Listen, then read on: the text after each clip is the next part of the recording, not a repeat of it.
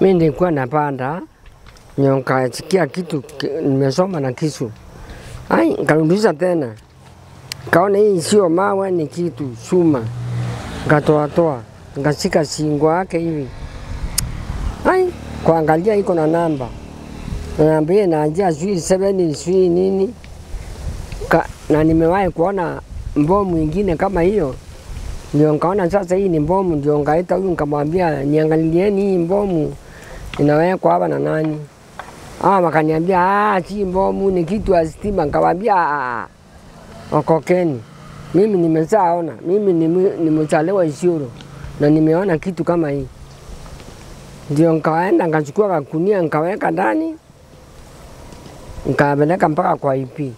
Nilikuwa nataka kupeleka Wasibu lakini nikaona hii kitu haiwezi kupelekea mtu kwa mboma. Unajua italipuka saa ngapi?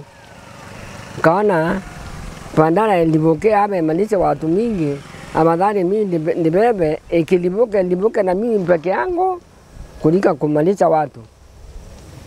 Ndio nikapeleka huko kwa kambi. Kana nikauliza mkubwa ako wapi? Nikaambiwa mkubwa Sifu mdogo wake ako kwa mkutano. Sasa nikaambiwa ni nini unabeba? Nikamwambia kitu ni mbomu, nimechukua kwa mboma. Ndio wakachukua hao wote wakaitana wakakuja kuona ni mbomu. Ndio wakapika pisa nini? Kisha kipande wakapika kipande yangu pisa, namba za simu na jina yangu yote. Ndio wakaniambia acha niende watakuja hapa kuona kama iko ingine. Sasa mimi naomba serikali iye yaangalie kama iko ingine kwa mboma, isiye kumalisha watu. Isiye kumalisha watu, waone kama iko ingine, kama hakuna ingine sawa. Lakini bora serikali batundumie waangalie kama iko ingine. Majina naitwa David Kimathi Kairigo. Mimi ni kijana wake. Nilikuwa nikipakia kagoto pale kwa Kware.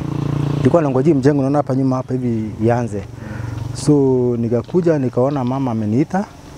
Akaniuliza kama kijana wangu karibu. Nikamuuliza kwa nini, akaniambia kuna kitu amepata hapa isiyo ya kawaida.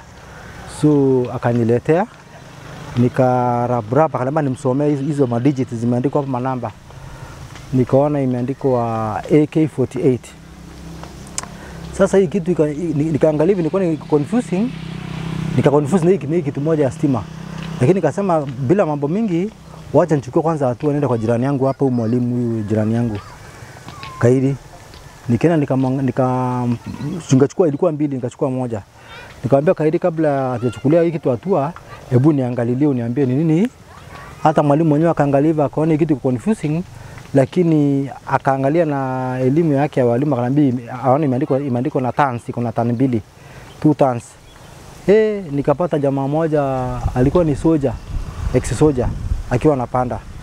Ndio nikamwambia akuja tuone nini mama amempata kwa boma ili ijulikane ni nini kabla hatujachukuliwa. Wewe chukua hatua kabla hujajua ni nini, watu chunguza kwa watu hilo watatu. Yule jamaa akatuangalia akatuambia hii ni landmine ile ya British. Nikamwambia mama fanya hivi sasa, hayo chukua hatua kwa sababu kitu tumeita watu wawili watatu na wameshuhudia. Wacha kwanza upeleke kwa kambi iende ifanywe mahali utambua kuna wale ma expert wanajua hadi vitu.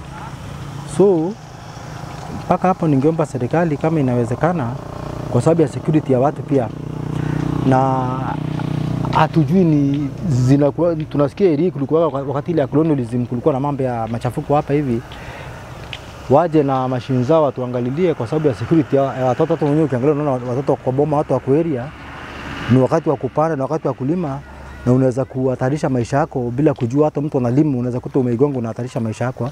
Majina ninaitwa David Mwirigi. Mimi ni area manager area hapa station. Sasa iko katika kwa mali na nafanyia kazi ya area manager. So ile vitu vinatushangaza ni kuona kama vitu kama hiyo viko katika mashamba ya watu. Najua si ya kwanza, kuna ingine nimewahi kuona. Hasa kwa hawa hata watu hawa wananunua scrap ndio wanakuaga hatari. Kwa sababu kuna moja alikuwa Burabesa akainunua akaiweka mahali Mwisho alipohama katika nyumba ya mwenyewe, yule mwenyewe naye alirudisha akashikenda akaiweka katika industry fit. Wakati moto ilipokuwa inawakishwa pale ililipuka. Hapa ni wanajeshi walikuja kujua ni nini ilikuwa inaendelea. So unajua hii ni vitu havieleweki kwa sababu hata wakati mwingine kuna nyingine ilikuwa imepatikana karibu na pale kwa chief. Naye waliitwa wanajeshi wakaja wakaiangalia na ilienda kulipuliwa huku juu. Kwa hivyo hii ni vitu hatari. Kwa sababu hata hii area hiyo imeonekana. Area hiyo kuna wengine ilikuwa imepatikana. Kwa hivyo ni riski kwa sababu ikiwa hapana angaliwa, unajua nyingine ni ile ilikuwa ya mkoloni. Iliangushwa mahali iliangushwa na haikuweza kufanya kazi ile ilikuwa.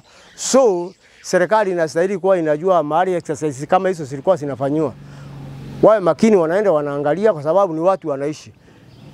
Kwa sababu hata kama huko kwa jeshi huko kuna msee mmoja naye aliwa akiwa anaenda kulokota hiyo skrebu hizo. So kama kwa jeshi wanastahili uwe hakuna mtu anaweza kustahili kufika pale mahali wanalipiwa hii vitu vyao kwa sababu kuna ile haijapasuka. Kama haijapasuka unajua itafanya kazi nyingine mbaya kwa sababu watu hawajui, wanaenda wanachukua tu kama vitu vizuri vya kwenda kuuza ili wapate pesa. Kwa majina naitwa Shadrack Ntoitha na mimi ni kiongozi kambi ya Njuu, ni kiongozi wa Kindini. Na mimi nimeshtuka sana kusikia mama amekuja na bomu kwa police station ya kambi ya Njuu. Na nikashtuka nikaenda kuangalia, of which bado mpaka sasa hakujapata wa specialist wa kuangalia waelewe ni aina gani. Ningeomba sasa serikali ya Kenya waangalie kwa sababu ile zetu tuko na soi mahali watu wanafanyianga mazoezi wanajeshi na mazoezi yale yalikuwa yanafanywa kitambo. Vitu kama hizi zile ambazo zimebaki kunafaa kutafuta watu wa kuenda kuangalia wasitoe kwa sababu ni hatari sana kwa wananchi. Sababu ile tumefika pale hata wale maskari wako pale wametuweka kando. Njuu hata hiyo police station haina specialist yule ambaye anaweza jua hii ni aina gani ama hii ni aina gani.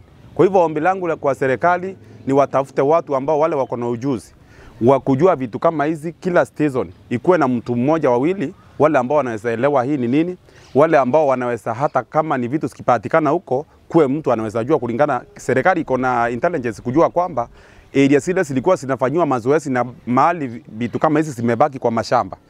Kwa hivyo hilo ndilo ombi langu kwa serikali. Kwa majina ni Habiba Ahmed, mkaaji wa kambi ya Njuu. Hii leo tumeamkia hii taarifa kuwa tumeona bomu hapa katika eneo letu, lakini tumekuja tukahakikishwa kuwa ni landmine. Na hivyo venye shule imefungwa, watoto wengi wanacheza sana, wanapenda kucheza na vitu ambavyo havijui ni nini. So unaweza pata mtoto anaweza okota acheze naye, na akicheza naye maybe kama haina pin ama maybe ilepuke tu. Hasara si ni kwa wazazi. Na kitu kingine ni kuambia tu wazazi nao wakuwe makini na vitu watoto wao wanacheza. Vitu watoto wao wanacheza nazo. Na pia kama kuna hao expert wa bomu wanafaa wakuje waangalie, wakague area kwa kuwa shule imefungwa, wakague. Na pia watu wanapanda mashamba zao, wanafaa wakague na wahakikishe usalama kwa wakazi wa especially kambi ya Njuu.